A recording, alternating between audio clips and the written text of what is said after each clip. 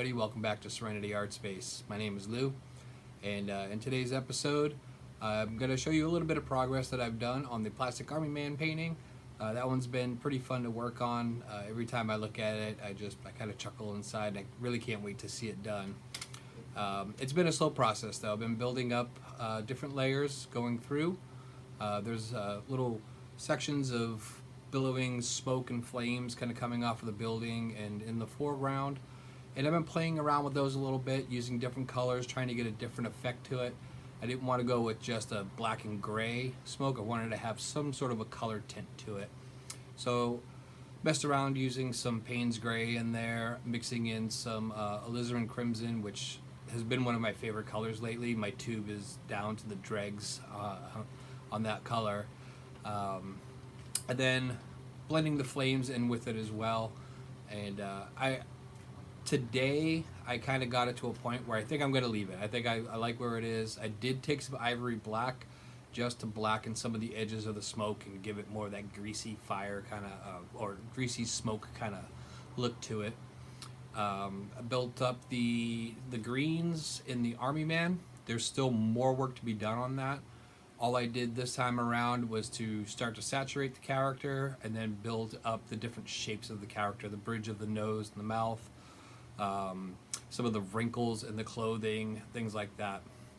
And I've been using sap green and a zinc white to highlight it and to create different gradations of that green. And every once in a while I'll throw in a little bit of a yellow ochre just to kind of lime out that sap green a little bit. I'm going to let this dry, and I think what I'm going to do is I'm going to use a phthalo green. I'll probably pick part of it, maybe the base of the character, and I'm going to mess with that a little bit with some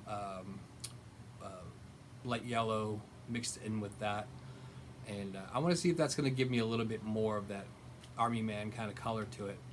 Now, I did some research on the Plastic Army Men. We all know what they look like, but I wanted to really have it in my mind when I was working on this painting.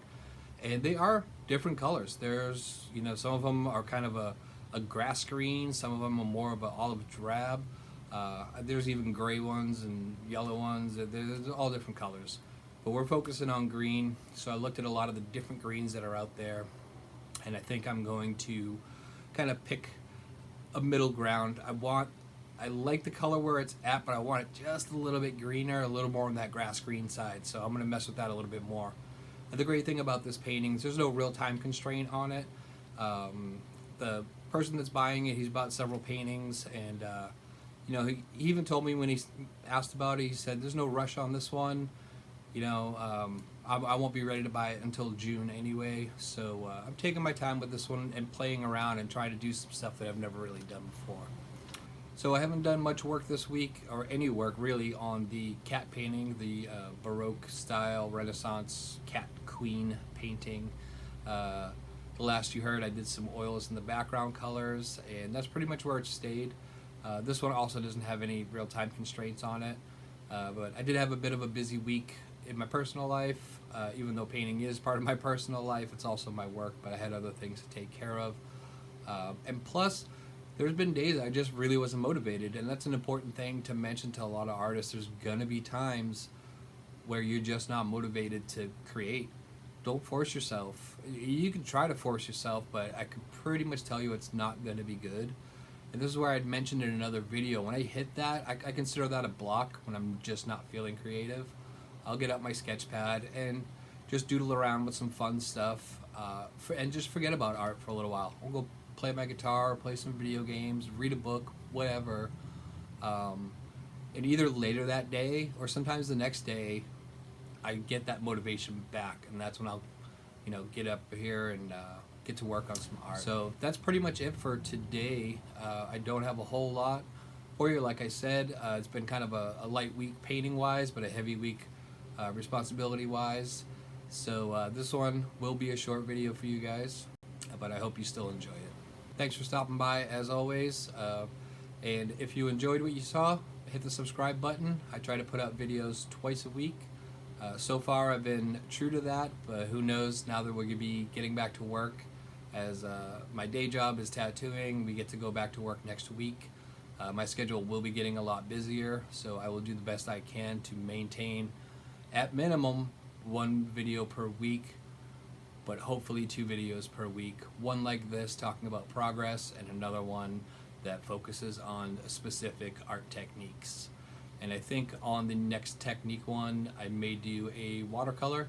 I was out getting some art supplies, which are hard to find right now. It seems that everyone in the quarantine has become an artist, so a lot of the supplies are gone. But I did find a decent pad of watercolor paper, and I might just do something on there and show you guys how I do it. And that's an important thing to remember too. These videos, this is how I do art.